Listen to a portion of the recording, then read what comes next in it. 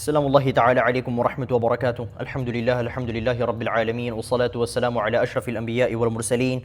Sayyidina wa nabiyina maulana Muhammadin bil qasimil amin. Wa ala alihi wa sahbihi ajma'in. Subhanaka la ilma lana illa ma 'allamtana innaka antal alimul hakim. Amma ba'd. Apa kabar teman-teman sekalian? Semoga Allah senantiasa memberkahi kehidupan teman-teman sekalian dimanapun bumi Allah yang sedang teman-teman pijak, entah yang ada di sini menyaksikan langsung ataupun yang berada di online di Mata Nakra. Alhamdulillah, selama bulan Ramadan saya memutuskan untuk menghentikan kajian Sirah Nabawiyah agar kita berfokus pada Sulamut Taufiq. Ini namanya adalah kitab apa? Sulamut Taufiq.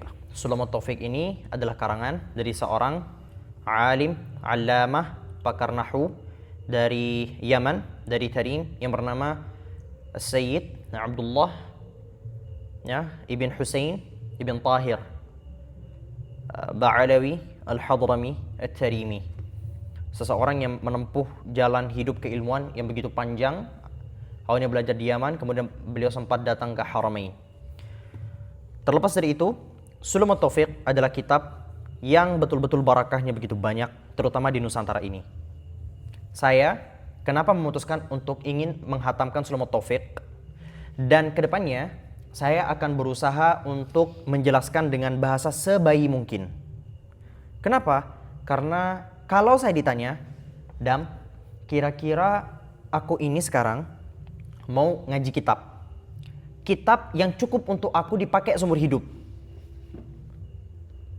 dan aku tidak mau memperdalam ilmu agama ini. Karena itu bukan spesialisku, bukan di situ. Aku adalah seorang videografer, aku adalah seorang apoteker, aku adalah seorang dokter dan sebagainya. Tapi aku tidak ingin meninggalkan kewajibanku sebagai seorang Islam. Kira-kira apa buku atau kitab yang cocok untukku? Maka jawabannya adalah Sulamut Taufiq. Kenapa jawabannya Sulamut Taufiq? Karena biasanya kitab itu hanya membahas dari satu sisi. Entah akidah saja,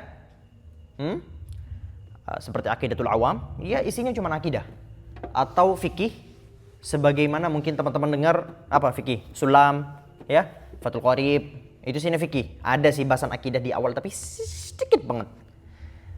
Kemudian tasawuf. Kitab ini merangkum tiga itu jadi satu kitab dan sangat simpel sekali. Dan dikarenakan ini memang diperuntukkan bagi mereka yang ingin mempelajari agama tapi tidak ingin dalam-dalam, saya ingin memberikan ini dan menyampaikan ini dengan bahasa semudah mungkin.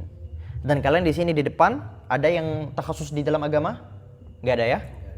Sehingga kalau kalian nggak paham, tolong langsung tanya. Tolak ukur saya dalam menyampaikan adalah kalian. Kalau kalian paham, berarti netizen yang ada di rumah paham. Oke? Sulamut Taufiq. Dan kitab ini barakahnya di Nusantara begitu banyak, hampir dikaji di setiap pondok pesantren tradisional.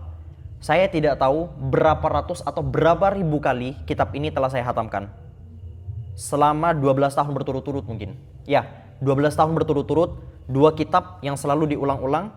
Saya bersama Abu ya, sambil lalu membaca kitab yang lain adalah kitab Safina Sulam. Sampai-sampai saya hafal tanpa pernah menghafalkannya. Dari masih bayi, pertama kali dulu bisa alif, ba, ta, tha, itu baca Safina, setelah Safina Sulam. Safina Sulam diulang-ulang sampai saya lulus. Alhamdulillah. Baik, Bismillahirrahmanirrahim. Kalau di kitab kalian, bagi teman-teman yang ada di rumah, saya akan berikan kepada kalian versi terjemahannya. Cek link ada di deskripsi. Adapun bagi teman-teman di sini, sudah ya? Muqaddimahnya yang ada di kitab saya, yang akan saya tampilkan di video, itu ada dalam bahasa Arab. Kalau yang kalian muqaddimahnya, itu langsung bahasa Indonesia kan? Benar. Ya. Langsung buka yang bahasa Indonesia. Yang Sulamut Taufiq kitab ini. Tapi, kalian mengikuti pembahasan saya. Siap? Bismillah. Bismillahirrahmanirrahim. Dengan menyebut nama Allah yang Maha Pengasih lagi Maha Penyayang.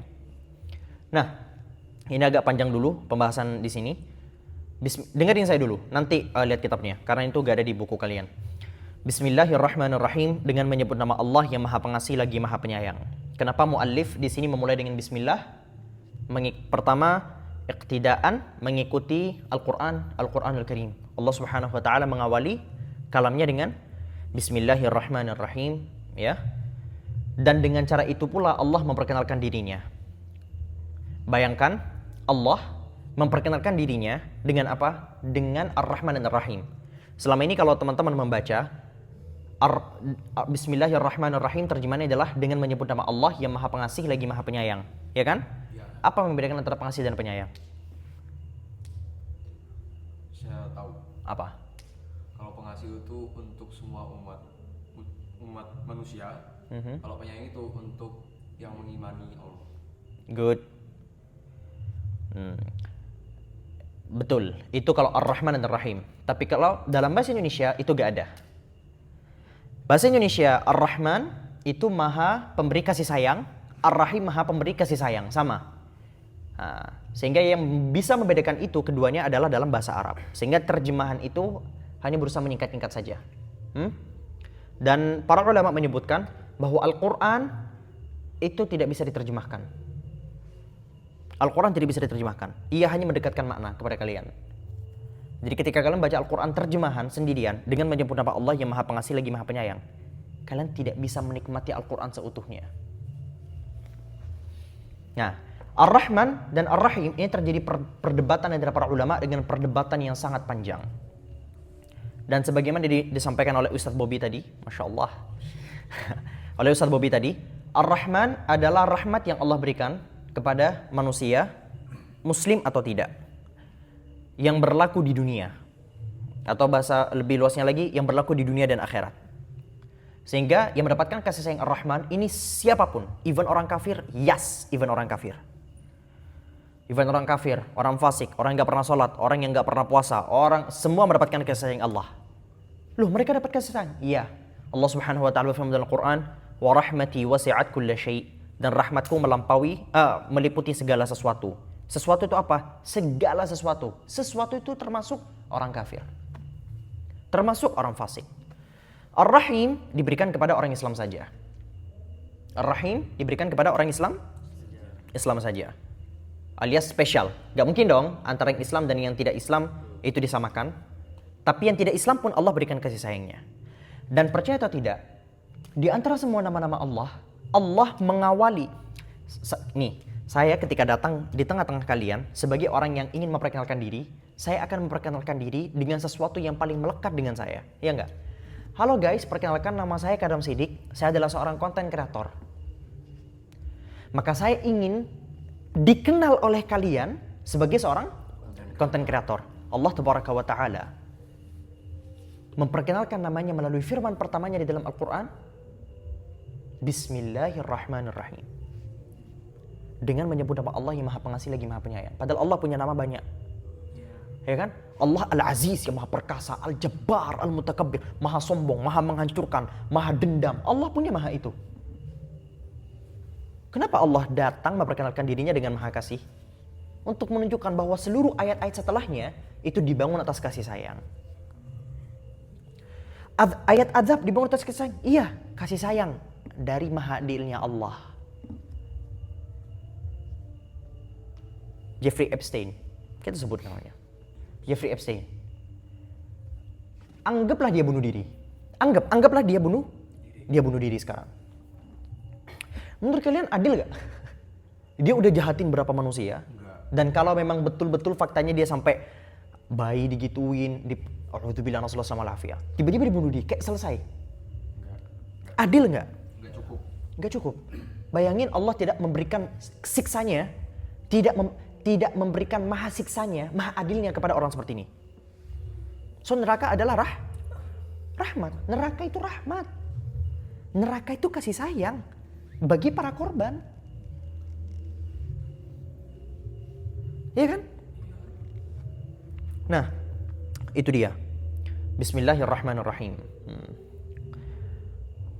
Dan banyak hal lainnya. Kita berjanji tidak ingin terlalu dalam, tapi setidaknya itu cukup. Dan Allah Subhanahu wa taala di dalam hadis Rasulullah sallallahu alaihi wasallam bersabda, sebelum Allah menciptakan seluruh hal yang hari ini kita lihat, menciptakan kalian, menciptakan manusia, Allah itu menulis di singgasananya, di arsy-nya. Menulis di arsy-nya. Wa rahmati tasbiqu ghadabi. Kalau kita ibaratkan pada manusia, pada seorang raja hari ini, ya. Dan Allah tidak bisa diberikan dengan perumpamaan apapun ya. Ini perumpamaan biar kalian ada gambaran aja.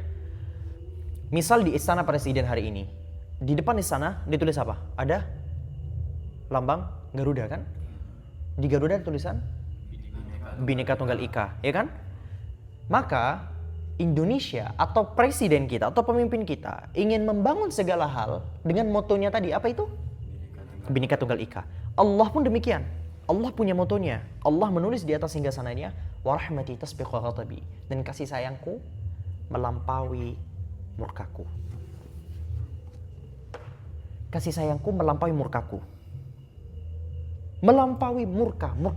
Kalian bikin marah Allah tabaraka wa ta'ala dengan dosa yang paling buruk. Selama 99 tahun, 100 tahun kalian berdosa. Kalian berdosa 100 tahun. Kemudian 1 jam terakhir sebelum kalian mati, kalian bertobat. Kalau pakai akal manusia, adil enggak? Allah masukin kita ke surga itu adil enggak? Maka benarlah, wa rahmati tasbiqu ghadabi, dan rahmatku melampaui murkaku. Melampaui murkaku. Kalau ngelakuin dosa 1000 tahun, itu benar-benar bisa dihapus hanya dengan 1 jam. 1 menit, kalau kalian betul-betul masih ada kesempatan, belum ngorok. Nyawa masih ada di sini.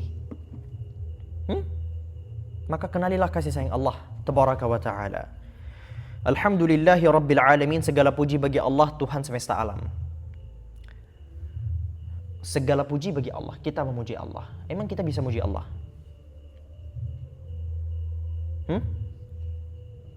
Kita bisa nggak muji Allah? Secara lisan bisa. Secara lisan tetap nggak bisa.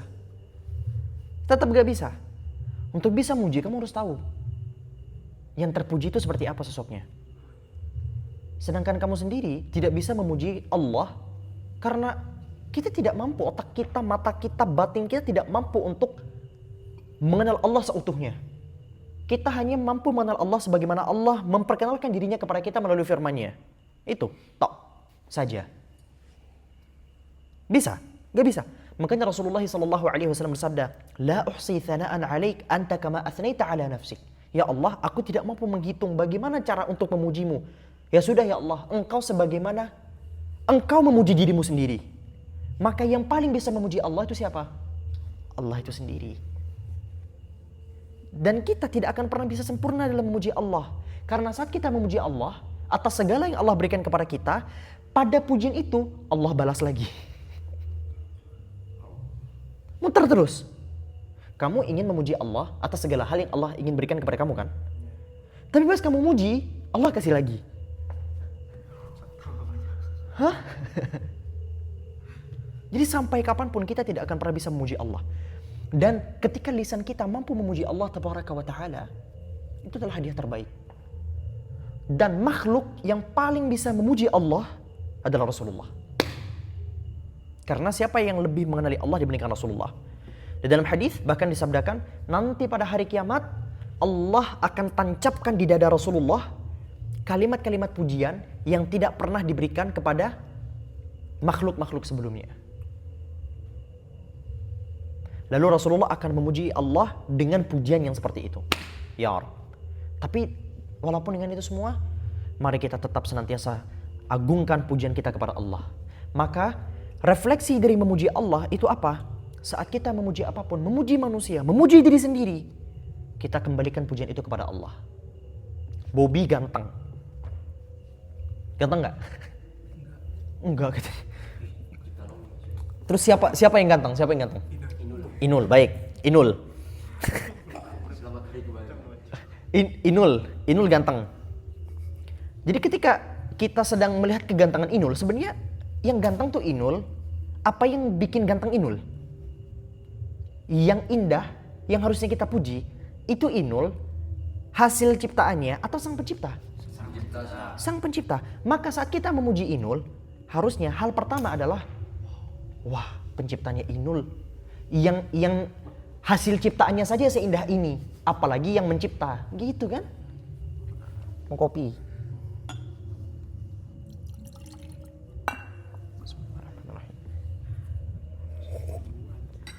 Wa asyhadu an la ilaha illallah wahdahu la syarikalah. Ini beneran gak ada salawatnya, tah? Kok saya lupa? Gak ada salawat, tah? Alhamdulillahirabbil alamin. Iya kayaknya. Lupa kok. Kita coba cek satunya. Dangdut buat ini. Iya, di depan ada dangdut ya? Nggak masuk. Oh, emang gak ada. Saya lupa lagi. Nah, wa asyhadu an la ilaha illallah wahdahu la syarikalah. Dan aku bersaksi bahwasanya tidak ada Tuhan selain Allah, wahdahu, maha sendiri Allah, maha esa Allah, maha satu Allah, la syarikalah, tidak ada sekutu baginya. Penjelasannya nanti di akhir, ya. Wa asyhadu anna Muhammadan abduhu wa rasuluhu sallallahu alaihi wasallam. Dan aku bersaksi, ada ini salawat di tengah, aku gak fokus.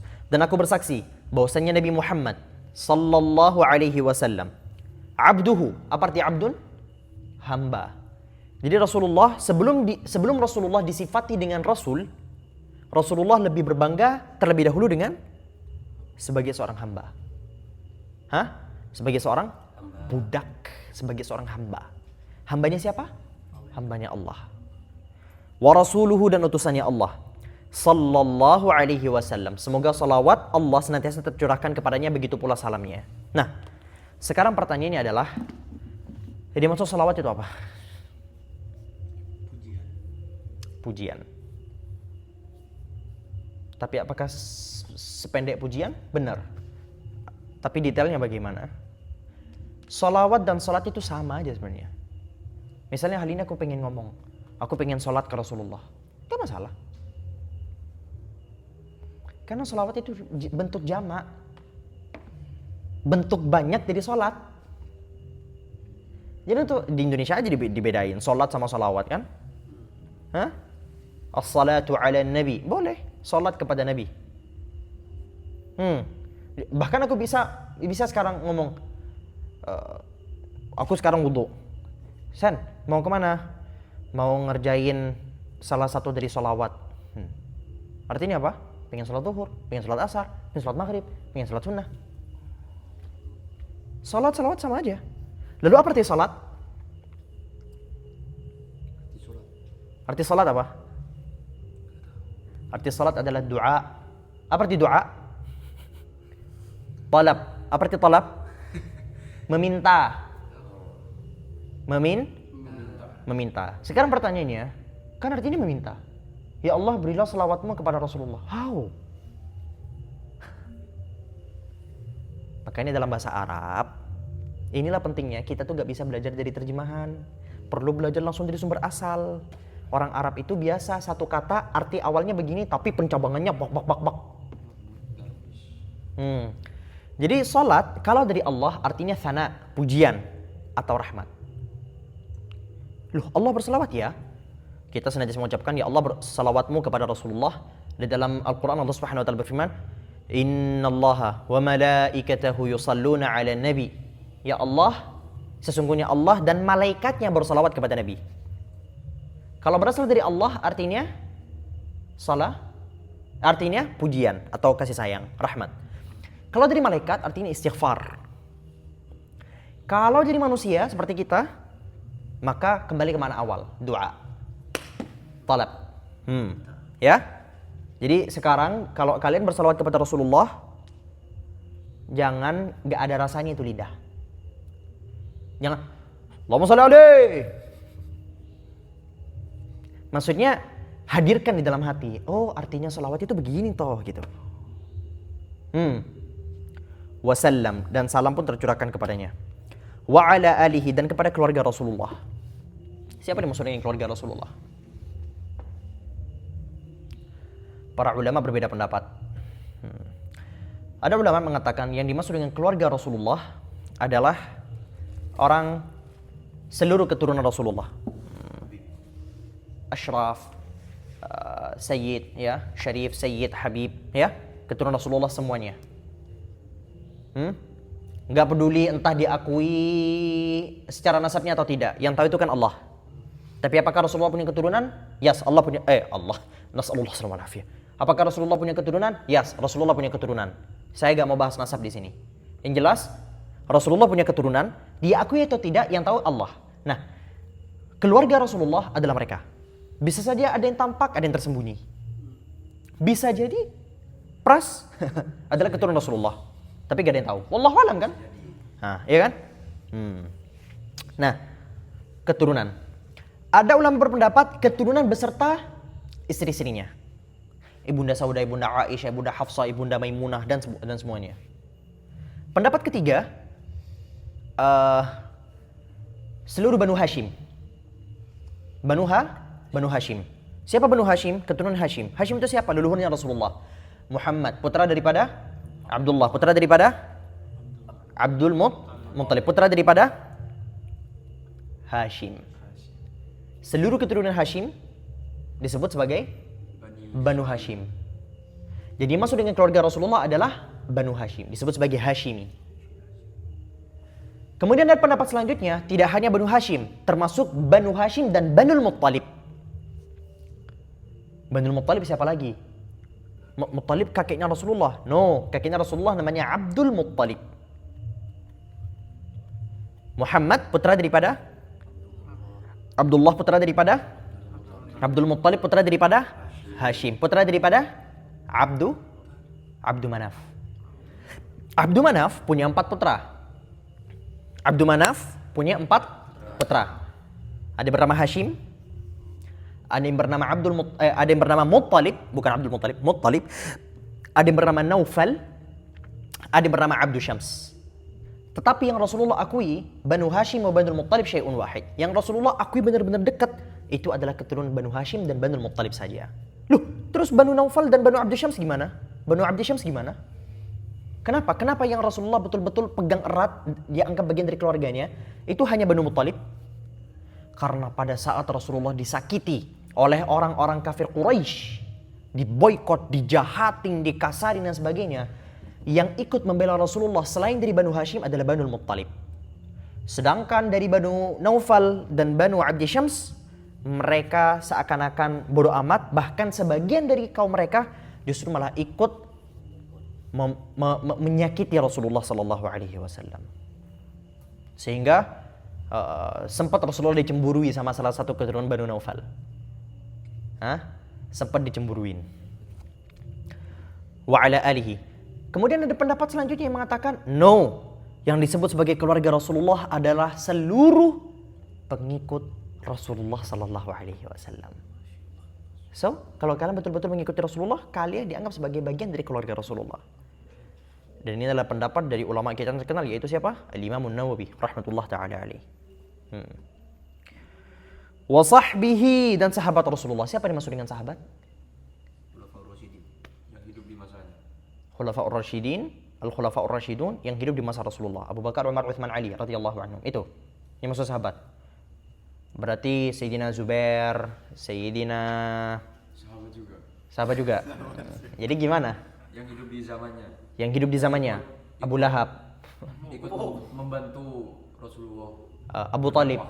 Abu Talib, pamannya Rasulullah, yang dianggap oleh banyak ulama, sebagian besar ulama, mati dalam keadaan kafir. Pamannya Rasulullah ikut membantu mendakwahi Rasulullah. Definisi sahabat cuy. Definisi sahabat apa? Syarat pertama dia harus muslim. Syarat pertama dia harus muslim. Syarat kedua harus berjumpa dengan Rasulullah secara yaqadhah, secara sadar, bukan di alam mimpi. Kemudian yang ketiga, mati dalam keadaan Islam. Mati dalam keadaan Islam. Jadi berjumpa dengan Rasulullah dalam keadaan Islam. Misal ada seseorang manusia pernah berjumpa dengan Rasulullah masa kafir. Kemudian setelah Rasulullah meninggal, ini ada Rasulullah meninggal, kemudian masuk Islam dia. Dia tidak disebut sebagai sahabat, dia disebut sebagai tabi'in. Tabi'in orang yang berjumpa dengan sahabat. Yang itu disebut sahabat ada beberapa syarat. Syarat pertama, muslim, berjumpa dengan Rasulullah dan meninggal dalam keadaan muslim. Ini siapa nyebut mati tadi? Nah, tapi ada ulama lagi, tapi ini gak perlu dibahas. Ada ulama yang menambahkan berjumpanya harus lama sama Rasulullah. Tapi yang masyhur ini nanti ada pendetailan kalian. Ini sulul taufik khusus orang awam. Tabi'in adalah orang yang berjumpa dengan sahabat. Seperti Uwais Al-Qarni. Pernah dengar Uwais Al-Qarni? Tahu. Iya kan? Yang itu adalah Uwais Al-Qarni disebut oleh Rasulullah, tetapi tidak pernah berjumpa dengan Rasulullah. Tapi berjumpa dengan sahabat, berjumpa dengan Sayyidina Umar, berjumpa dengan Sayyidina Ali. Maka dia disebut sebagai tabi'in. Amma ba'du, adapun selanjutnya. Muqaddimah ini memang agak panjang, teman-teman. Nanti di selanjutnya kita akan percepat. Fahadha juz'un latifun yassarahu Allah Ta'ala fima yajibu ta'allumuhu wa ta'limuhu. Maka kitab ini merupakan juz', sebagian latif yang lembut, yang kecil. Artinya apa? Ini kitab kecil. Kecil, guys. Ini kitab yang kecil, simple, latif. Yassarahullahu ta'ala, semoga Allah memudahkan bagi teman-teman sekalian. Di mana kitab ini yajibu ta'allumuhu wa ta'limuhu, wajib mempelajarinya dan wajib mengajarkannya. Iya, wajib untuk juga mengajarkannya. Kenapa wajib mengajarkannya? Kalian orang Islam. Ya, walaupun kalian nggak harus detailkan semuanya sebagaimana aku sebutkan, tetapi kandungan yang ada di sini, kalian sebagai orang Islam haruslah berdakwah kepada anak kau nanti. Kalau kita ngasih link YouTube, boleh dengan cara apapun. mengajarkan. Iya, kepada anak kau, kepada teman kau, ya kan? Yajibu ta'allumuhu wa ta'limuhu wal 'amalu bihi, dan mengamalkan seluruh isi kandungan dari kitab ini lil khasi wal 'ammi. Nah, ini penting. Lil khasi, kepada orang-orang khusus, kepada orang-orang penuntut ilmu, kepada orang alim. Ini juga penting bagi orang alim. Wal 'am, begitu pula kepada orang awam. Sekarang kita sebut definisi dari wajib. Selama ini kita senantiasa mendengar wajib, ya kan? Bahkan barusan disebut yajibu ta'allumuhu, wajib untuk mempelajarinya dan wajib untuk mengajarkannya dan wajib pula untuk mengamalkannya. Apa itu wajib? Wajib jika tidak dilakukan mendapatkan sanksi. Nice. Jika tidak dilakukan mendapatkan sanksi, kalau dilakukan Mendapatkan pahala. sip. Wal wajibu ma wa'adallahu fa'ilahu bithawabi. Definisi wajib adalah segala hal yang Allah janjikan pelakunya dengan ganjaran. Wa tawa'ada tarikahu bil 'iqabi, dan menjanjikan orang yang meninggalkan kewajiban itu dengan siksaan. Jadi hukum asal wajib itu pelakunya pasti mendapatkan ganjaran. Dan orang yang meninggalkan kewajibannya pasti mendapatkan balasan, hukuman dari Allah. Tetapi ada beberapa case-case Allah mengampuni dosanya. Hukum asalnya wajib itu yang meninggalkannya dapat hukuman dari Allah. Tapi apakah hukuman langsung diberikan atau ditunda? Itu case yang berbeda. Apakah Allah mengampuninya atau tidak? Itu case yang berbeda. Tetapi pasti mendapatkannya. Maka jangan coba-coba untuk meninggalkan kewajiban apapun. Wasammaituhu, dan aku berikan nama kitab ini Sulamat Taufiqi ila Mahabbatillahi ala Tahqiq. Dan aku memberikan nama kitab ini dengan Sulamut Taufiq. Apa Sulamut Taufiq? Sulam artinya tangga. Taufik apa artinya? Taufik artinya pertolongan yang Allah berikan kepada kamu. Tangga pertolongan. Kamu kenapa bisa bangun subuh? Menurut kau, kamu kenapa Allah bawa ke depanku sekarang? Hidayah, pertolongan. Karena pertolongan Allah, bukan karena kau. Betul, karena hidayah. Hidayah itu punya dua makna. Hidayah dari ulama Ahlussunnah wal Jamaah ada dua. Ada hidayah yang ia hanya sekedar petunjuk melalui tulisan. Ya, ini aku berikan kepadamu. Kayak sekarang penyampaianku kepada kalian ini adalah hidayah dari Allah melalui lisanku. Tetapi perbuatan kalian yang Allah gerakkan tubuh kalian untuk datang ke tempat ini, itu hidayah lainnya bernama taufik. hidayah yang lebih khusus.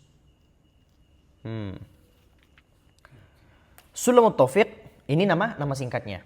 Kemudian ada nama panjangnya, Sulamut Taufiq ila mahabbatillahi, tangga menuju apa? Menuju cintanya Allah ala tahqiq, ya, dengan sebenar-benarnya. Alias tujuan kita ngaji ini tuh apa? Mendapatkan cintanya Allah. Cintanya Allah adalah number one. Saya nggak tahu apakah di teman-teman sekalian di rumah terdengar suara dangdut dari tetangga saya, karena tetangga saya menikah, saya tinggal di desa teman-teman, dan you know lah kalau tinggal di desa ya begini. As'alullah al-karimah. Aku meminta kepada Allah yang maha karim, yang maha mulia, yang maha dermawan. Ya, al-kathiru ata'uhu, yang banyak memberinya. Ayyaj'ala dzalika, menjadikan tadi itu juzuk latif, menjadikan kitab ini bahasanya. Menjadikan kitab ini minhu, sebagai anugerah dari Allah. Pemberian dari Allah. Walahu, wa ikhlasan lahu. Artinya kita melaksanakan ini ikhlas untuknya. Tujuan kita ngaji ini bukan untuk riya. Tujuan kita ini ikhlas karena Allah.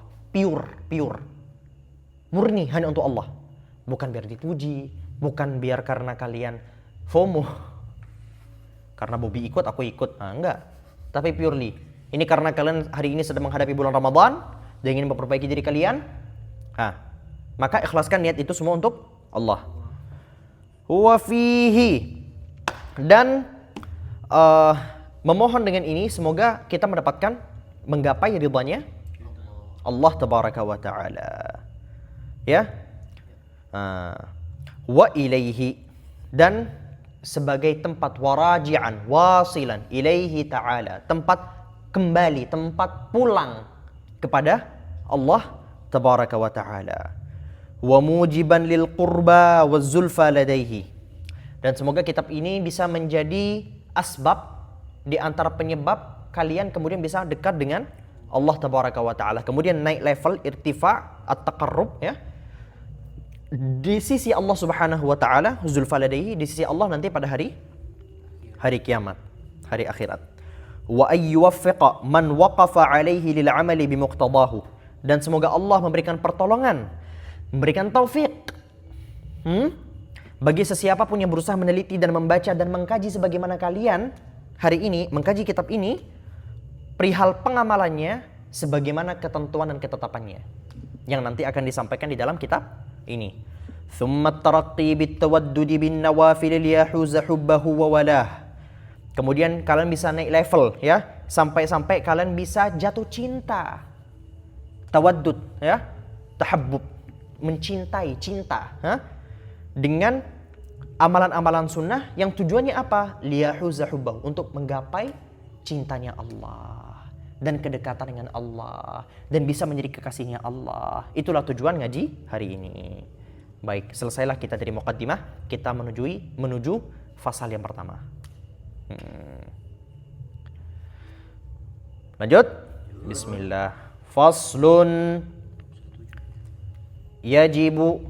Sekarang kalian boleh cek, ya, faslun. Ada di terjemahan.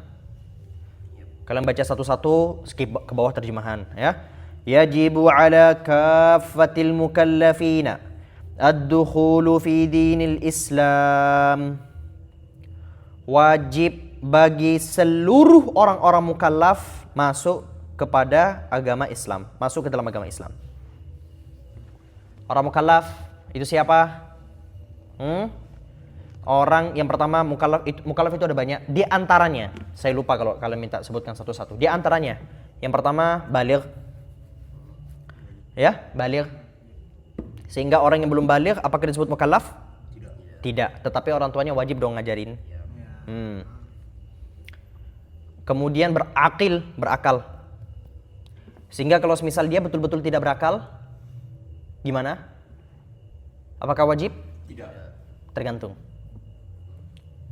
Apakah dia memang sudah tidak berakal sebelum dia baligh atau setelah dia baligh?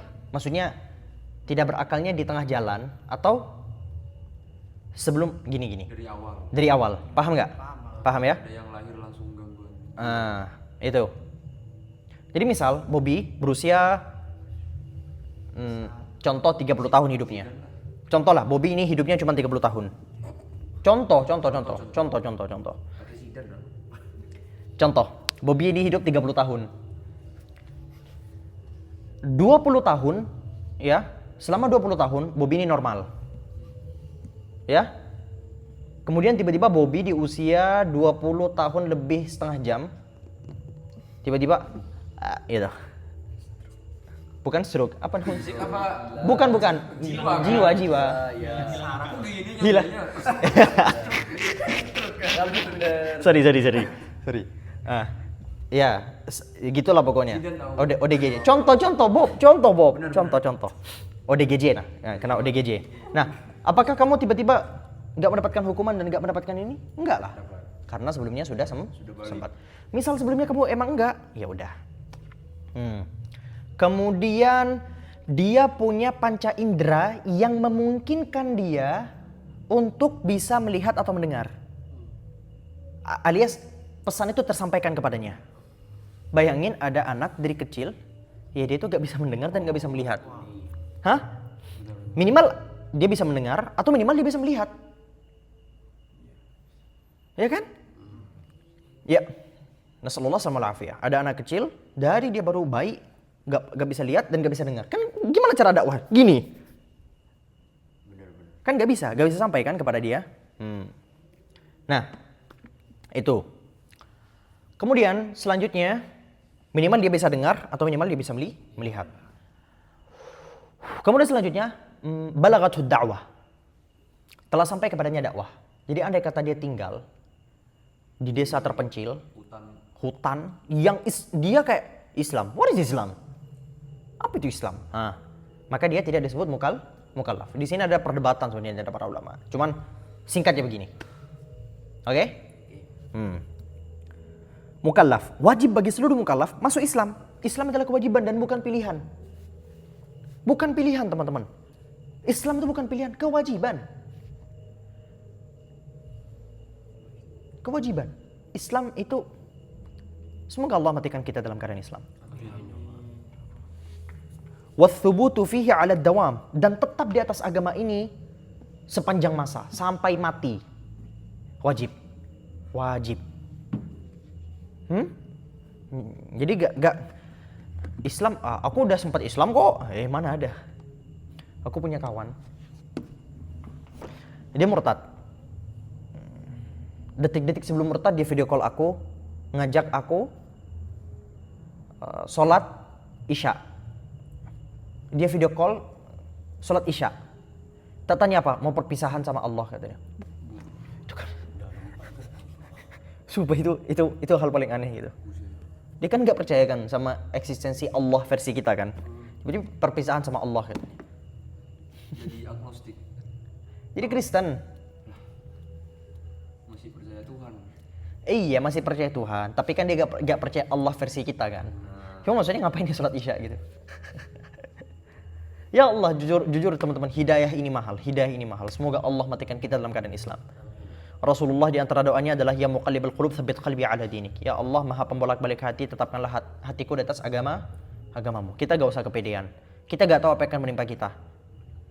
Kita gak tahu. Sekarang Islam semua. Bisa jadi setengah jam lagi kita mati dalam keadaan kafir. Wala'iyadzubillah. Jangan kepedean. Senantiasa lisan kita ini minta kepada Allah. Bahkan ada ceritanya ulama hakiki Rabbani di awalnya mati dalam keadaan murtad. Wala'iyadzubillah. Kita gak tahu. Ada orang sepanjang masanya dalam keadaan kafir, caci maki Allah. Beberapa jam setelah kematiannya, sebelum kematiannya, masuk Islam, masuk surga. Rasulullah SAW bersabda, sesungguhnya akan ada di antara kalian manusia-manusia yang melakukan sepanjang hidupnya amalan-amalan penduduk surga, sampai-sampai jarak antara dia dan surga hanyalah sejengkal. Tinggal dia ngomong, Allahumma shalli ala Muhammad. Kan lakukan satu amalan kecil atau senyumin Bobby, kan sedekah kan? Gitu. Itu langsung surga wis. Kemudian di akhir hayatnya dia melakukan amalan penduduk neraka dan dia masuk ke dalam neraka. Dan sesungguhnya akan ada seorang hamba yang Allah sepanjang hidupnya dia melakukan amalan penduduk neraka. Sampai-sampai jarak dia dengan neraka hanyalah sejengkal. Kemudian akhir hayatnya dia melakukan amalan penduduk surga. Masuk surga. Karena kita gak bisa kepedean, kita gak bisa ngejudge. Kita hari ini ngelihat siapa orang paling benci terhadap Islam, sebutlah. Kita gak tahu akhir hayatnya. Makanya para ulama mengatakan kita hanya bebas, kita hanya boleh mengatakan orang ini masuk neraka pada sosok-sosok yang telah ada nasnya di dalam Al-Quran bahwasanya dia masuk neraka. Seperti Abu Lahab. Tapi belum ada nasnya, kita tidak tahu. Karena ada kemungkinan sebelum meninggal dia syahadat, ya kan? Fir'aun kan udah jelas, bos. Nah, tapi maksudnya yang nggak jelas. Misal hari ini ada tetangga kalian yang mungkin meninggal dalam keadaan Kristen, kita hukumi dia secara zahir mati dalam keadaan kafir. Tapi kita nggak bisa bilang, oh dia udah di neraka sekarang. Kita nggak tahu. Mungkin dia sempat syahadat sembunyi-sembunyi. Wallahu a'lam. Nggak ada yang tahu kan? Waltizamu ma lazima alaihi minal ahkam, dan wajib pula bagi orang-orang mukallaf tadi itu untuk menetapkan segala hal yang ditetapkan kepadanya dari berbagai macam hukum. Hukumnya apa saja? Habis ini kita akan bahas. Famimma yajibu alaihi, ya, yajibu alaihi wa i'tiqaduhu. Coba di kalian ini apa? Yajibu alaihi ilmuhu, ya. Aku gak ada ini di aku. Yajibu alaihi ilmuhu wa i'tiqaduhu. Benar. Ilmuhu wa i'tiqaduhu mutlaqan. Coba kalau ada perbedaan teks kasih kabar ya. Wa i'tiqaduhu mutlaqan wan nutqu bihi fil hali in kana kafiran wa illa fa fi salati asy-syahadatani. Ini panjang banget. Ini mubtada muakharnya ada di belakang jauh banget. Dan di antara hal yang wajib bagi orang mukallaf untuk mengetahuinya, yang pertama wajib untuk mengetahuinya, ilmuhu, wa i'tiqaduhu, dan meyakininya mutlaqan, secara mutlak. Entah di dalam salat, entah di luar salat, entah dalam keadaan tidur, dalam keadaan bangun, dalam keadaan jalan, secara mutlak. Wan nutqu bihi fil hali in kana kafiran, dan mengucapkannya sekarang juga apabila dia kafir. Ada orang kafir, wajib sekarang, detik ini wajib baginya untuk melakukan ini. Wa illa fa fis salati, kalau memang dia bukan kafir, maka cukup di dalam salat apa? Syahadat, mengucapkan 2 kalimat syahadat. Hukum mengucapkan, kenapa dulu? Hukum mengucapkan 2 kalimat syahadat apa?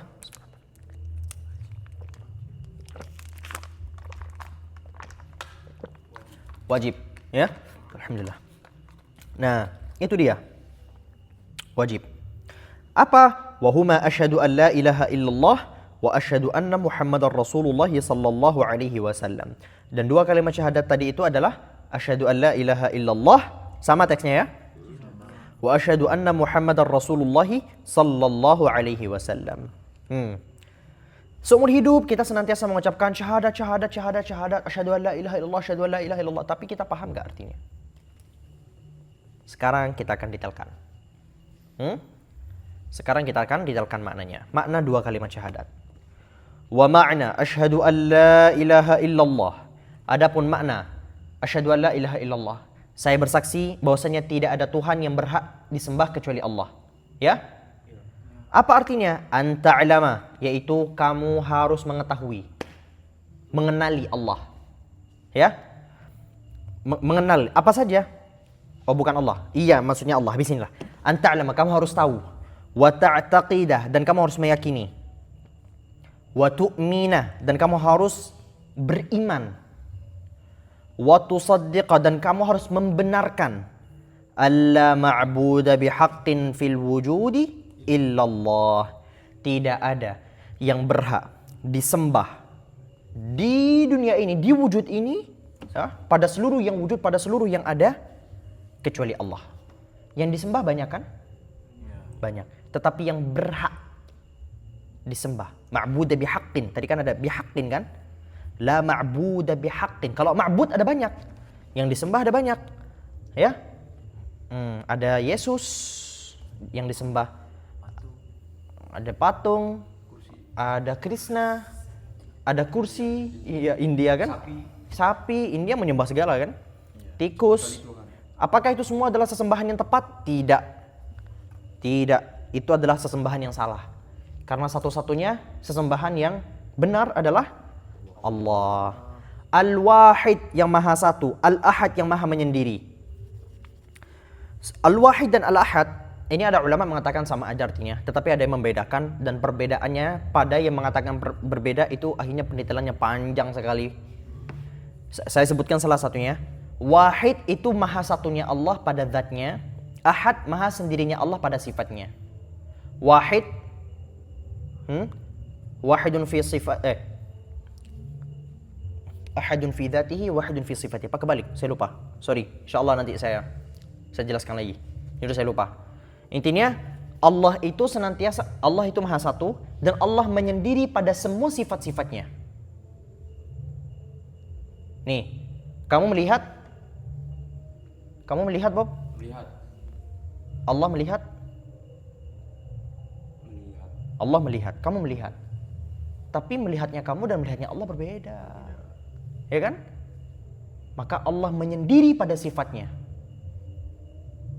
Para ulama menyebutkan kesamaan manusia dengan Allah pada sifat-sifat hanyalah kesamaan pada lafaz, pada tulisan.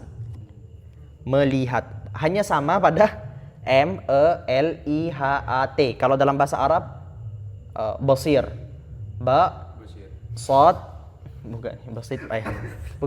basir. Ya, hanya pada tulisan saja. Fil lafz, isyarakun fil lafz saja.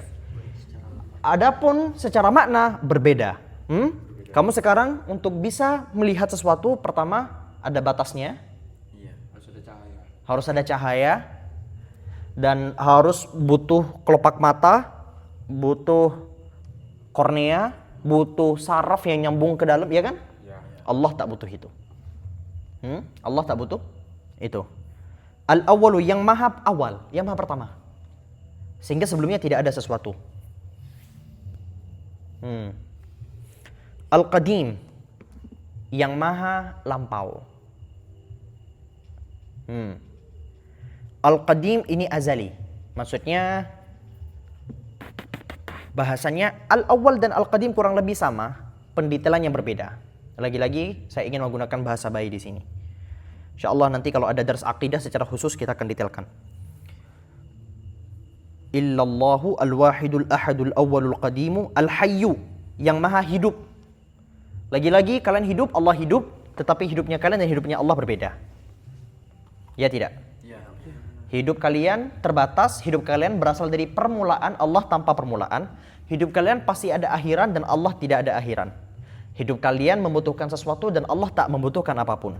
Al-Qayyum yang maha berdiri sendiri. Allah tak butuh kita, kita membutuhkan Allah. Al-Baqi, Ad-Daim. Al-Baqi yang maha kekal. Ad-Daim yang selalu ada, senantiasa ada, yang maha selamanya. Al-Khaliq yang maha mencipta, maha pencipta. Jelas ya? Maha pencipta, pencipta segala sesuatu. Ar-Razzaq yang maha pemberi rezeki. Rezeki, apakah rezeki itu hanya berkaitan pada halal dan sesuatu yang diberikan kepada kita? Yang disebut rezeki itu yang halal saja, apa yang haram juga termasuk rezeki? Termasuk. Ulama berbeda pendapat. Ada yang menganggap kalau yang halal itu yang disebut rezeki itu yang halal saja. Kalau haram bukan rezeki. Tapi ada juga ulama berpendapat enggak, mau halal mau haram tetap disebut sebagai rezeki. Tapi bukan berarti enggak berdosa. Al-alim yang maha mengetahui. Tetapi pengetahuan Allah bukanlah sebagaimana pengetahuan manusia. Pengetahuan manusia bertambah dan berkurang, pengetahuan Allah tidak bertambah dan tidak berkurang karena Allah telah mengetahui segala sesuatu sebelum menciptakan sesuatu. Ya enggak? Ya. Al-Qadir. Jelas? Al-Fa'alu lima yurid. Jelas? Yakin jelas? Yang melakukan apapun yang Allah inginkan. Maksudnya Allah itu kelanjutannya ada selanjutnya untuk memperjelas makna barusan.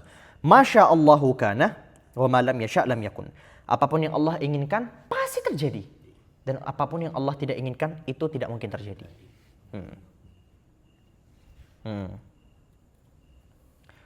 wala haula wala quwwata illa billahil aliyyil azim. Dan tiada daya dan upaya. Tiada daya dan upaya. Tiada daya untuk melakukan ketaatan. Tiada daya untuk melakukan amalan kebaikan. Ya. Dan tidak ada kekuatan untuk meninggalkan kemaksiatan. Kamu bisa meninggalkan kemaksiatan? Ngandelin tubuh kamu? Hah? Bisa? Kamu bisa melakukan kebaikan ngandelin tubuh kamu? Enggak bisa. Semua bisa dilakukan dengan apa? Illa billahil aliyil azim. Kecuali dengan pertolongan Allah. Al-Ali yang maha tinggi kedudukannya. Al-azim yang maha agung. Yang maha tinggi, yang maha agung. Mausufun bikulli kamalin. Allah ini disifati dengan segala macam sifat kesempurnaan. Maka segala yang sempurna itu pasti milik Allah. Ya? Segala yang sempurna itu milik Allah. Munazzahun an kulli naqsin. Dan Allah itu maha suci dari segala macam kekurangan. Jadi setiap kali kalian terbayang pada kesempurnaan, maka kesempurnaan itu milik Allah. Dan setiap kali kalian terbayang terbesit sedikit pun kekurangan, berarti sesuatu itu tidak mungkin pada Allah. Walaupun kekurangannya itu 0,000%, 0,01%, itu tidak akan mungkin ada pada diri Allah. Laisa kamitslihi syai'un wa huwas samiul basir. Tidak ada yang serupa dengan Allah satupun, sesuatu apapun. Dan sungguh, dialah yang maha mendengar lagi maha melihat. Jadi setiap kali terlintas di pikiran kalian, oh Allah berarti sama ya, kayak aku. Mana ada? Enggak. Laisa kamitslihi syai'un wa huwas samiul basir. Allah tidak serupa dengan makhluk. Padahal apapun Allah itu tidak serupa dengan makhluk. Lagi-lagi saya tadi katakan, kalau ada sedikit saja penyerupaan antara kalian dengan Allah seperti melihat mendengar, itu hanyalah penyerupaan pada sisi lafaz, pada sisi huruf, pada sisi tulisan. Selain dari itu, saya melihat Allah melihat sama dong. Beda. Coba lihat belakang tembok. Gak bisa kan? Sedangkan Allah melihat apapun yang selama ini kita lakukan. Di tempat paling jauh, paling gelap, paling tertutup, Allah masih melihat. Fahuwal qadim, maka Allah lah yang maha lampau, maha qadim. Wa ma siwahu hadithun, dan segala sesuatu selain Allah itu baru. Allah ada tanpa permulaan, selain Allah itu pasti ada permulaannya. Wa huwal khaliq wa ma siwahu makhluqun, dan dialah Allah yang maha pencipta. Dan semua selain Allah disebut sebagai makhluk yang tercipta. Jadi apa yang dimaksud dengan makhluk? Semua selain Allah. Saya waktu itu pernah bikin story. Saya pernah bilang nunjukin sesuatu gitu. Ya Allah, lucunya makhluk ini. Terus saya nunjuk bangunan apa gitu. Terus ada yang komen, Dam, itu bukan makhluk, Dam. Makhluk itu manusia, jin, malaikat katanya. Itu makhluk hidup, bos. Kalau makhluknya, segala sesuatu selain Allah disebut sebagai makhluk. Makhluk berasal dari bahasa Arab. Isim maf'ul, artinya yang tercipta, ciptaan. Khaliq itu isim fa'il, ya, yang artinya yang menciptakan. Khaliq, makhluk. Wa kalamuhu qadimun, dan firman Allah itu qadim. Firman Allah itu apa saja yang selama ini kalian tahu? Al-Quran, Injil, Taurat, Zabur, ada Suhuf Ibrahim, ada Suhuf Musa, dan beberapa kitab-kitab lain yang tidak sampai kepada kita. Ada Suhuf Syith, Nabi Syith, anaknya Nabi Adam. Nah, Al-Quran menurut kalian itu Allah berfirmannya bahasa ini agak-agak kontradiksi sebenarnya pertanyaan, tapi gak apa-apa untuk mendekatkan pemahaman kalian. Kapan Allah berfirmannya itu?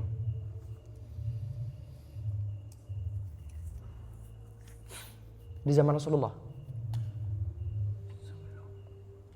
Sebelum Rasulullah, kapan? Salah. Ia tidak bisa disifati kapan. Karena kapan ada permulaan. Dan kalam Allah, firman Allah itu bukan makhluk. Firman Allah merupakan bagian dari ilmu Allah, dan ilmu Allah merupakan bagian dari Allah itu sendiri kan? Ya kan? Dan Allah itu tidak ada permulaan. Maka firman Allah pun tidak ada permulaan. Hah? Telah ada. Sebelum kata ada itu ada. Firman Allah itu ada sebelum kata ada itu ada. Quran yang kalian baca hari ini itu bukan makhluk itu.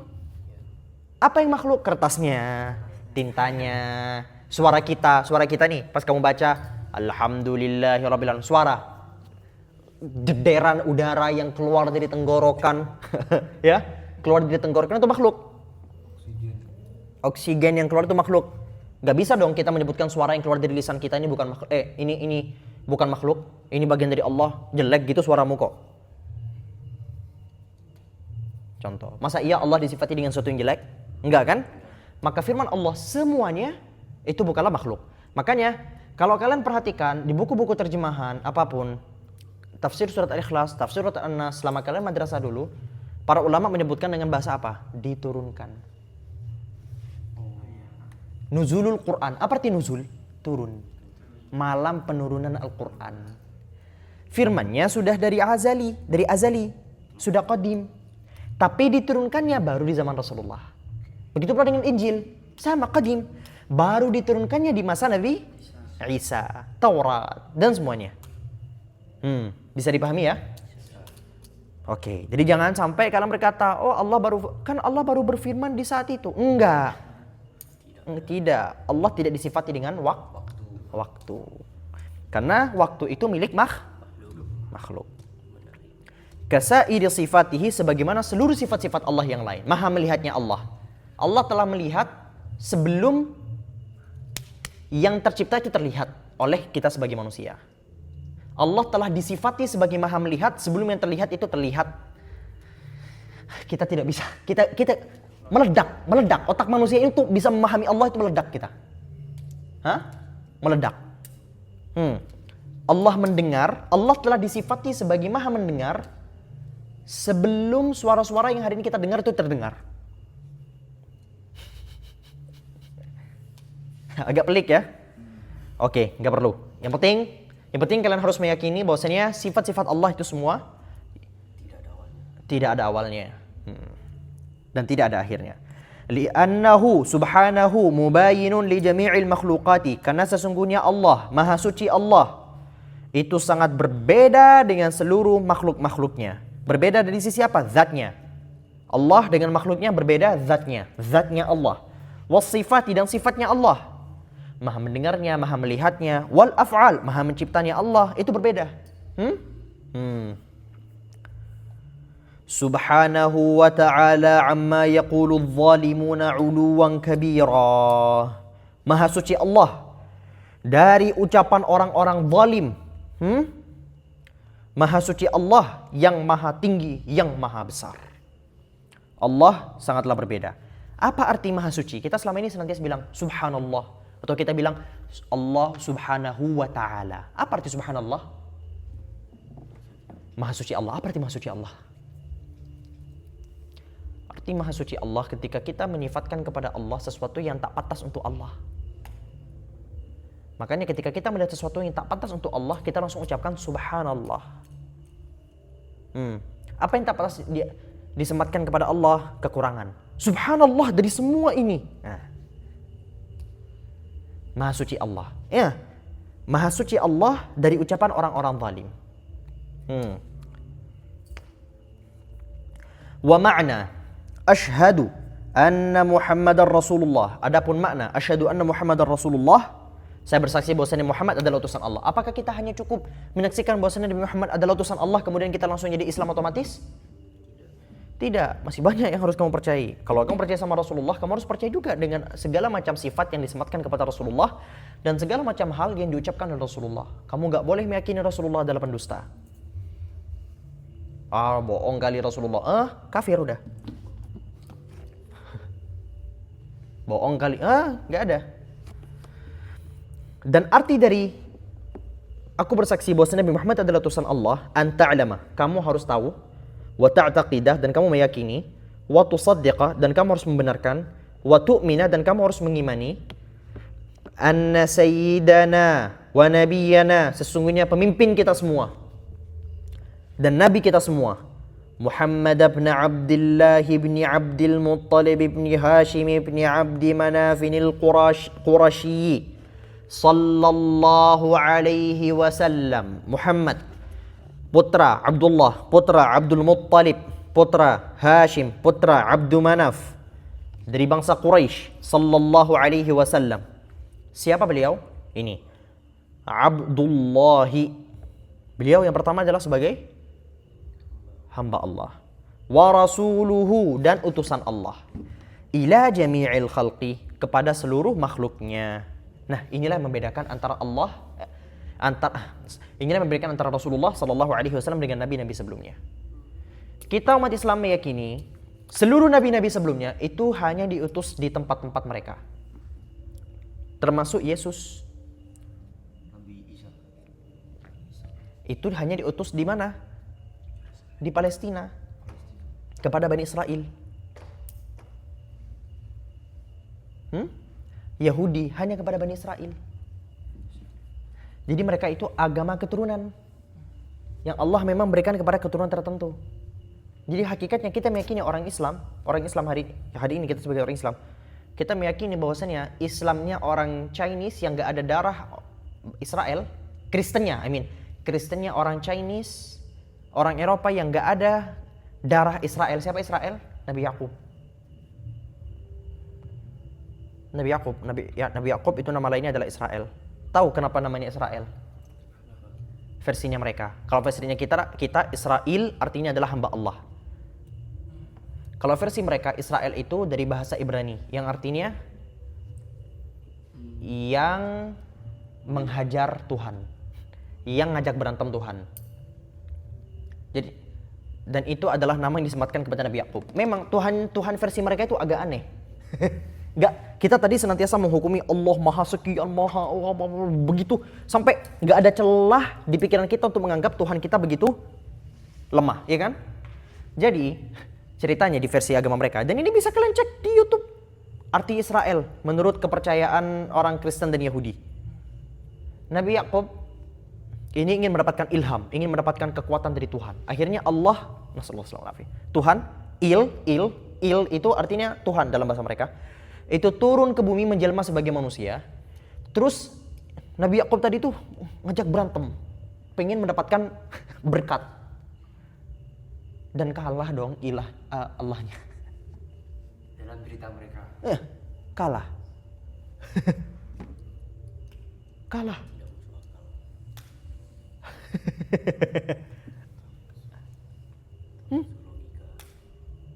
Dalam ajaran mereka. Dalam ajaran mereka. Tuhannya Israel. Iya mau gimana? Israel. Sedangkan dalam kitab Israel artinya adalah ya begitu. Nah, puncaknya adalah Nabi Ibrahim. Nabi Ibrahim punya putra, ada Ismail, yang satu-satunya keturunan Ismail dari Nabi adalah Rasulullah sallallahu alaihi wasallam. Sedangkan Nabi Ibrahim dari istri pertamanya, anak keduanya adalah Ishak. Dan setelah Ishak ada Yakub. Yakub itulah Israel. Jadi seluruh keturunan Yakub itu disebut Bani Israel. Ada yang saleh, ada yang enggak. Tapi mayoritas aneh-aneh. Kita aneh-aneh. Kalau sekarang negara apa? Enggak terbatas pada negara dong. Nyebar ya? Keturunan. Tapi dulu tersebarnya di Palestina sana. Di Palestina. Wulida bi Makkah wa bu'itsa. Wulida bi Makkah wa bu'itsa biha. Rasulullah dilahirkan di Makkah dan diutus di sana, di Makkah. Pertama kali di Makkah. Dan ini adalah informasi yang harus kalian beritahukan kepada anak kalian sebelum kalian ajarkan sholat. Para ulama fikih menyebutkan sebelum kalian ngajarin kepada anak-anak kalian suatu saat sholat, hal yang pertama kali harus kalian ajarkan adalah, selain pengetahuan mereka terhadap Allah, kita adalah keturunan Rasulullah bernama Muhammad.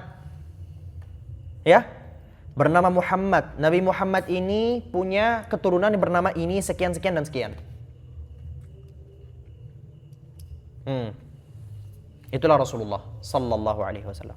Baru setelah itu jadiin salat. Nah, ini salah satu yang harus diberitahukan kepada mereka. Rasulullah dilahirkan di Makkah dan diutus di sana. Wa hajara ilal Madinati wa dufina fiha, dan berhijrah menuju Madinah dan dimakamkan di Madinah.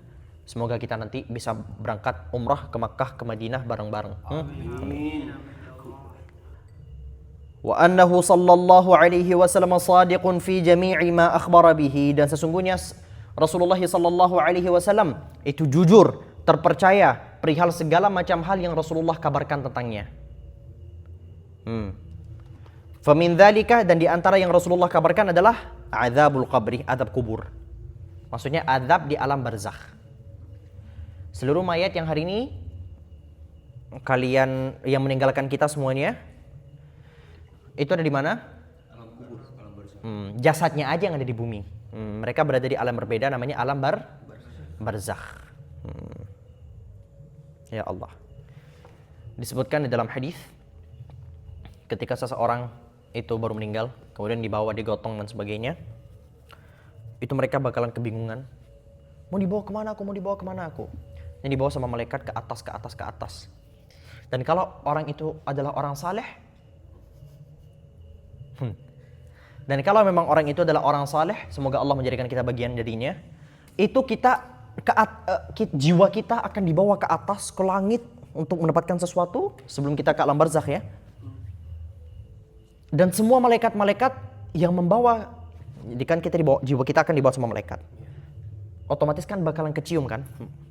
Saking harumnya kita, itu bakalan kecium oleh malaikat-malaikat yang lain. Dan pintu-pintu langit akan terbuka untuk kita. Siapa itu? Siapa itu? Kok harum banget?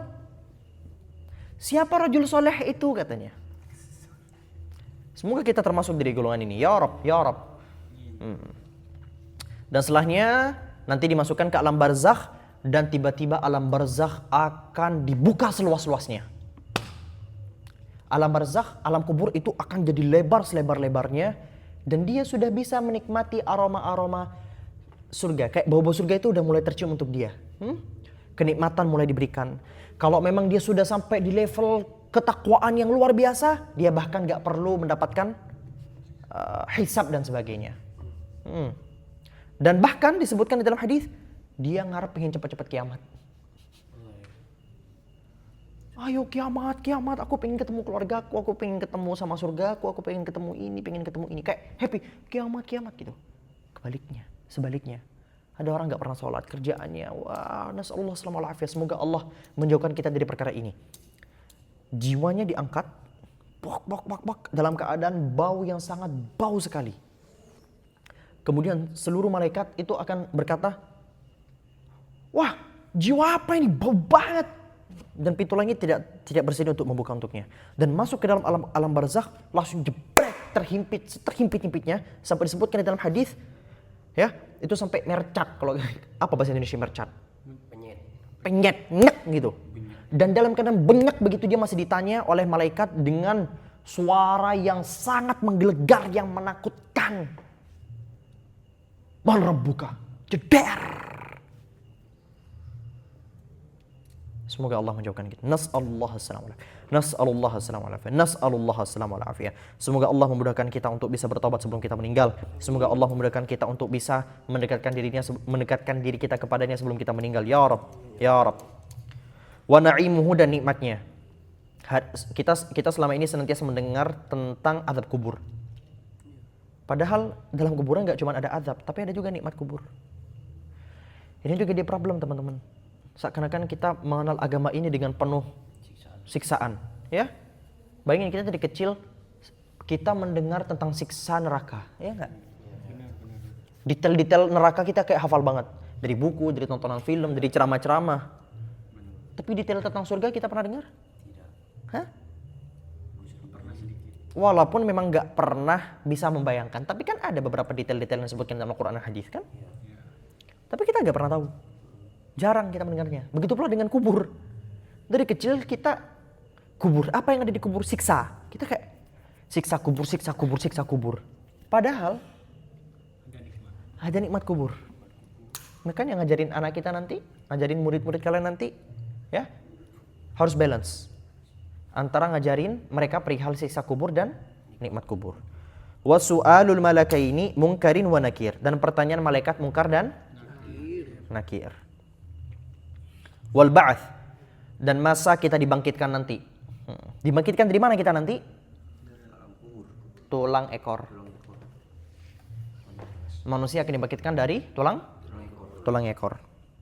Wal hasyr, dan kita akan dikumpulkan di mana? Di padang Allah.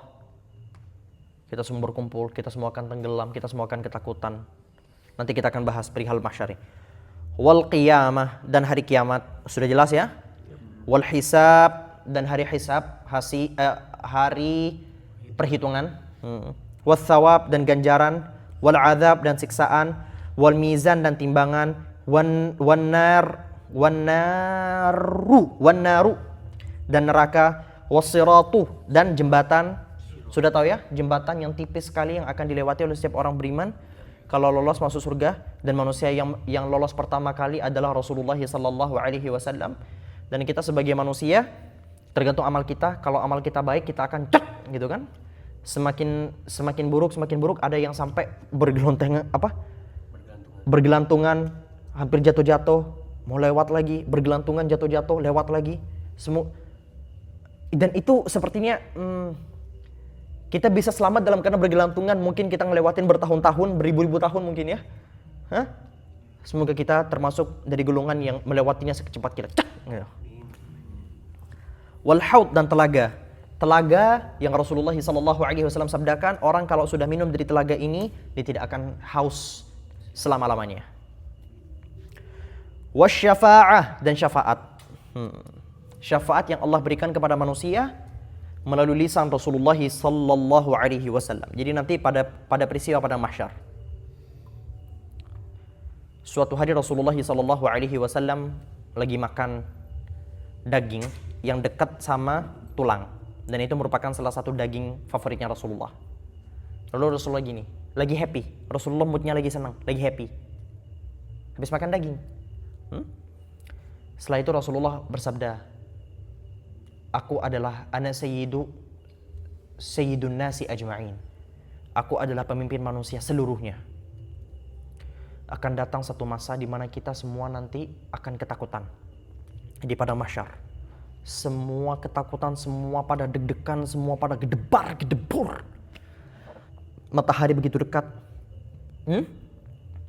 Kemudian yang satu saling menuntut, satu kabur dari temannya, takut dituntut dan sebagainya. Sampai-sampai ada satu suara yang berkata, ala tara ila, apakah kalian tidak melihat apa yang telah menimpa kalian? Apa yang menimpa kalian begitu berbahaya sekali. Apa yang menimpa kalian ini begitu luar biasa sekali.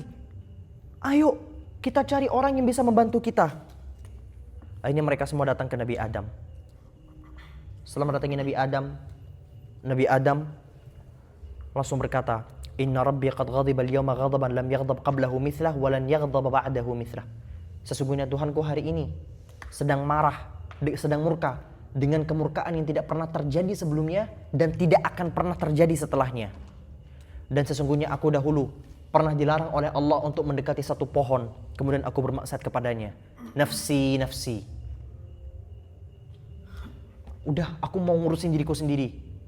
Nafsi, nafsi. Sana, pergi ke Nuh. Akhirnya kita semua nanti dalam keadaan ternganga-nganga, ketakutan, kita berbondong-bondong datang ke Nabi Nuh.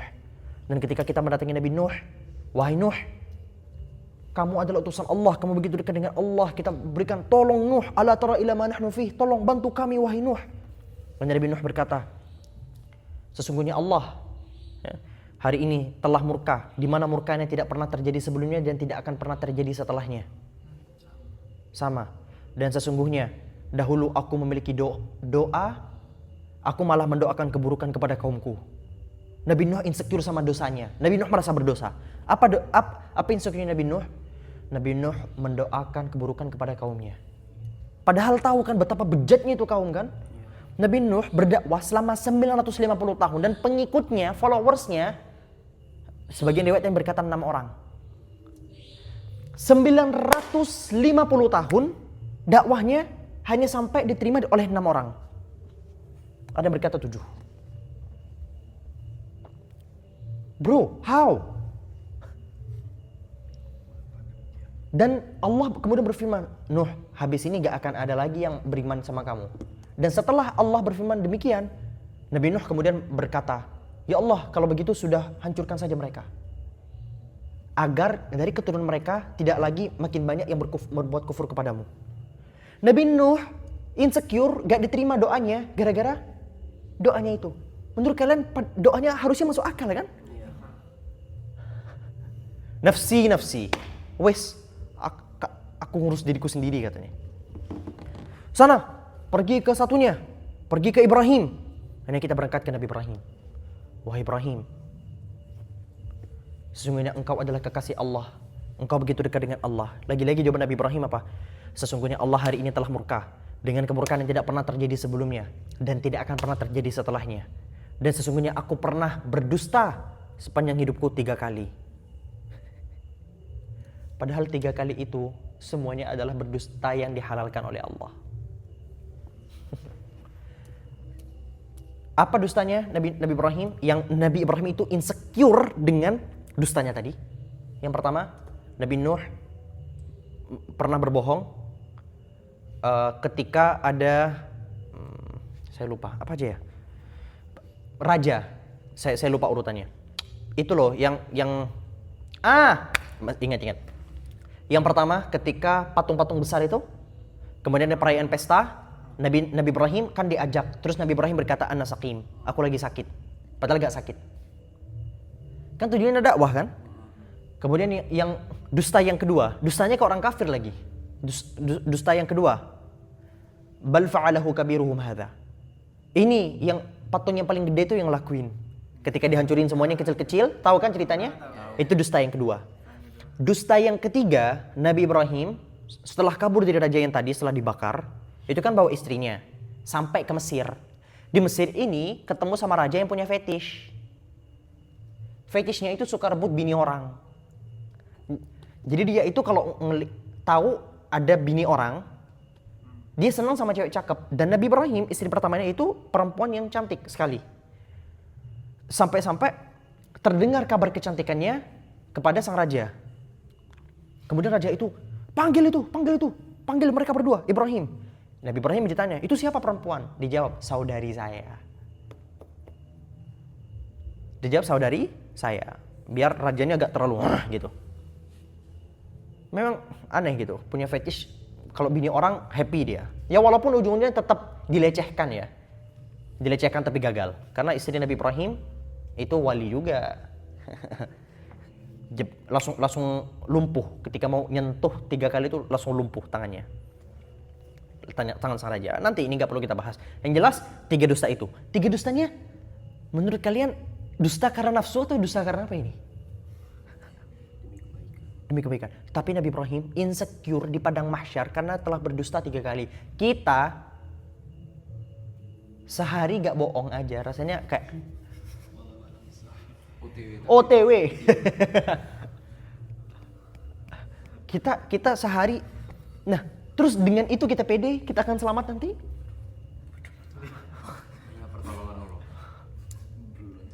Ya kan? Nabi Ibrahim insecure loh. Nabi Ibrahim insecure. Nas'alullah as-salamah al-afiyah. Kemudian setelahnya, sana berangkat ke Musa. Akhirnya berangkat ke Nabi Musa dan memberikan ucapan yang serupa. Sesungguhnya Tuhanku sedang murka dengan kemurkaan yang tidak pernah terjadi sebelumnya dan tidak akan terjadi setelahnya. Dan sesungguhnya aku pernah membunuh seseorang yang aku tidak pernah diperintahkan. Pernah dengar ya? Anak kecil. Iya, yang dibunuh. Karena Bukan. mau jadi Bukan. Nabi Ibrahim ada satu dari golongan Nabi Ibrahim, ada satu dari golongannya Fir'aun, dari keluarga, dari sukunya Nabi Ibrahim. yang ceples gitu sampai meninggal tuh loh. Karena power Nabi Ibrahim begitu luar biasa. Silakan cek di Google. Karena ini sudah 1 jam 20 menit. Nah, tinggal dikit. Nah, nggak kerasa? Kerasa ke takil?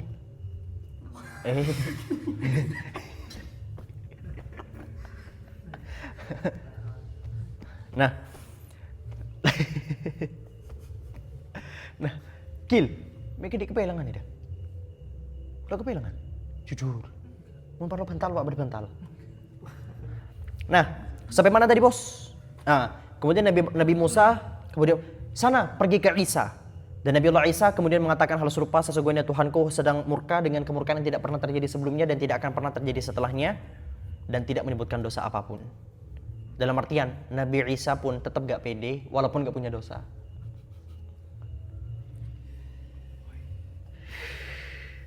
Sana, datang ke Muhammad.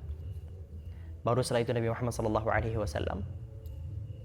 Rasulullah SAW bersabda, sesungguhnya setiap Nabi diberikan satu doa, di mana doanya pasti dikabulkan. Nabi Sulaiman berdoa diberikan kerajaan yang tidak pernah bisa melebihi siapapun di masa yang pernah berlalu dan akan terjadi. Jadi manusia terkaya sepanjang masa adalah Nabi Sulaiman. Kemudian Nabi Nuh diberikan kepada kaumnya. Nabi Yunus diselamatkan dari paus. Dan pokoknya semua nabi doanya khusus untuk pribadi, kecuali Nabi Muhammad SAW doanya untuk umatnya. Allah. Dan diberikan kapan ini di peristiwa ini? Setelahnya? Doa Nabi Isa apa? Doa Nabi Isa tidak tahu, saya tidak hafal. Kemudian Nabi Muhammad SAW berdoa, langsung bersujud ke hadapan Allah. Dan setelah Rasulullah bersujud, semua manusia dari zaman Nabi Adam sampai manusia terakhir ikut bersujud. Kita semua nanti akan ikut bersujud dalam keadaan telanjang. Dan kita semua akan ketakutan. Tidak ada satupun manusia di antara kita yang berani mengangkat tangannya, berani mengangkat kepalanya. Di depan itu hanyalah Rasulullah sedang berdoa dengan Allah Tabaraka wa Ta'ala. Dan Rasulullah berdoa. Dan setelah menangis lirih bersujud kepada Allah, Allah akan berfirman kepada Rasulullah, ya Muhammad irfa' ra'sak sal tu'tah washfa' tushaffa'. Wahai Muhammad, angkatlah kepalamu, mintalah apa yang kamu inginkan, berilah syafaat sesiapapun yang ingin kamu berikan syafaat. Rasulullah kemudian berdoa, ummati, umatku ya Allah, umatku ya Allah. Padahal Allah bilang, minta untuk kamu minta apa? Enggak, umatku ya Allah, umatku.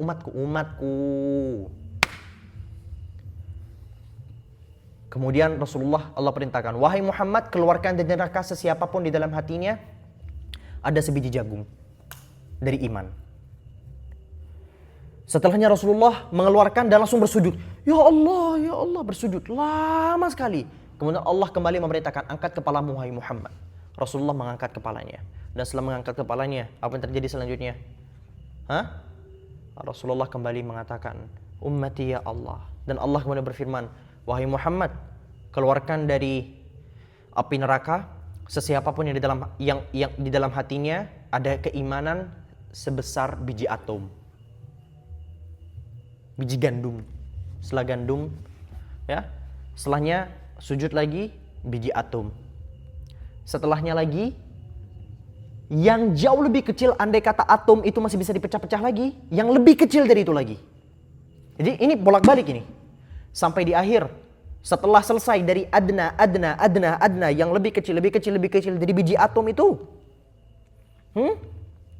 Rasulullah SAW kembali berdoa kepada Allah. Kemudian meminta izin kepada Allah.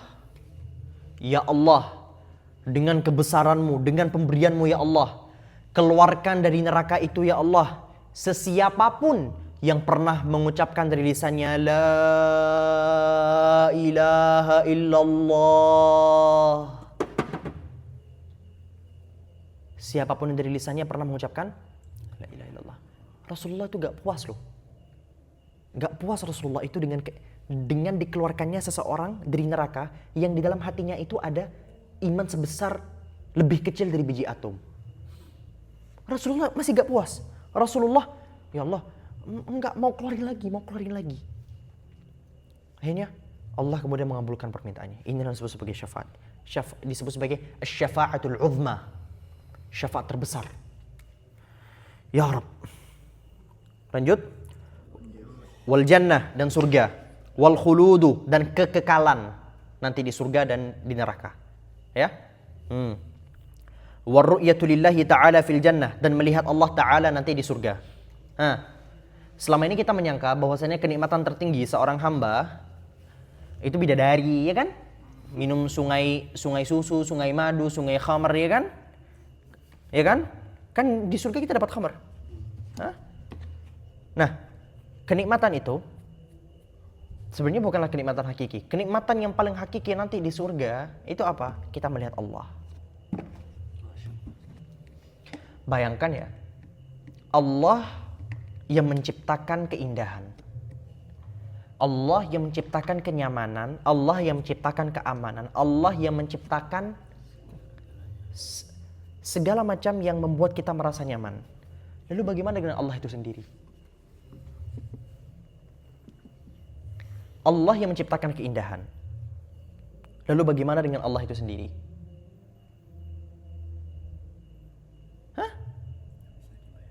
Nggak mungkin bisa dibayangkan. Surganya Allah aja nggak bisa dibayangkan, apalagi Allahnya. Nggak perlu, jangan dibayangkan. Para ulama menyebutkan segala hal yang terbayangkan di pikiranmu tentang Allah, maka buanglah, itu bukanlah Allah.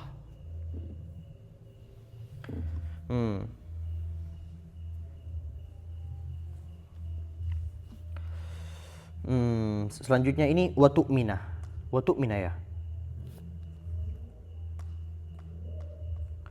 Anta'lama wa ta'taqida wa tu'mina. Sekarang berarti ini ataf di atas ya. Wa tu'mina bi malaikatillahi. Dan kamu beriman terhadap malaikat-malaikat Allah. Malaikat-malaikat Allah ini wajib bagi kamu untuk mengimani yang ada namanya di dalam Al-Qur'an atau hadis. Jadi ada beberapa nama-nama yang itu diambil dari Israiliyat. Kamu gak wajib percaya namanya, tapi kamu wajib percaya perbuatannya, tugasnya saja. Seperti malaikat maut. Malaikat maut selama ini kita mengenal siapa? Israel kan? Israel itu gak ada di dalam Al-Quran, itu dari Israiliyat. Tapi boleh, gak masalah, kamu pakai nama Israel gak masalah. Tapi apakah kamu kalau gak percaya nama Israel kamu langsung kafir? Enggak. Tapi kamu wajib percaya di sana ada malaikat maut karena disebutkan. Nah, tapi semua yang disebutkan namanya di dalam Al-Quran kamu wajib percaya. Seperti malaikat Jibril, malaikat Mikail, malaikat Israfil, itu ada di dalam Al-Quran. Jadi kita dulu di SD kita wajib percaya 10 malaikat, ya kan ya? Itu yang wajib dipercayai. Ada yang wajib dipercayai nama dan tugasnya, ada yang wajib dipercayai tugasnya saja.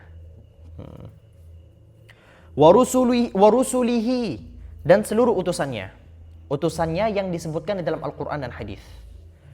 Adapun nama-nama yang tidak disebutkan dalam Al-Quran dan hadis tidak wajib percaya. Ada banyak nabi yang nabi itu kan disebutkan dalam Al-Quran, ya siapa? Nabi Ibrahim, Nabi Musa, Nabi Isa itu kan. Padahal nabi itu jumlahnya lebih banyak dari itu. Bahkan saya yakin di Indonesia harusnya ada dong nabi. Ada kan? Saya itu keyakinan saya, gak wajib kalian percaya. Yang kata orang Nabi Khidir. Nabi Khidir ada dong. Tapi nggak disebutin di Al-Quran dan wajib mengetahui dulu 5 buah. Namanya ada gak sih di Al-Quran? Tapi cerita Nabi Khidir ada. Ada. Ada kayaknya namanya dalam Al-Quran. Ya Allah, lupa saya hafal Al-Quran saya, nasallallahu alaihi wasallam. Kebanyakan berkawan sama kalian aku. Astagfirullah. Beruntung berkawan. Kita merasa beruntung. Nah, itu. Terlepas dari itu, ya yang ada di dalam Al-Quran begitu. Jadi dan wajib percaya.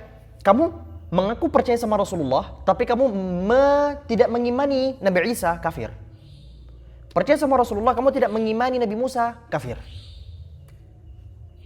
Wa kutubihi, dan seluruh kitab-kitab Allah. Dan ini kitab-kitab Allah ada banyak. Yang wajib kita percaya dimaksud yang tertulis dalam Al-Quran, yang tertulis dalam hadis. Yang tertulis adalah Al-Quran, Al-Furqan, ya, ini Zabur, Injil, Taurat, Suhuf Ibrahim, Suhuf Musa. suhufi Ibrahim wa Musa. Wa bil qadri khairihi wa syarrih, dan percaya kepada takdir. Takdir yang baik maupun takdir yang buruk itu semua berasal dari Allah. Wa annahu sallallahu alaihi wasallam khatamun nabiyyin, dan sesungguhnya Rasulullah sallallahu alaihi wasallam adalah penutup para nabi.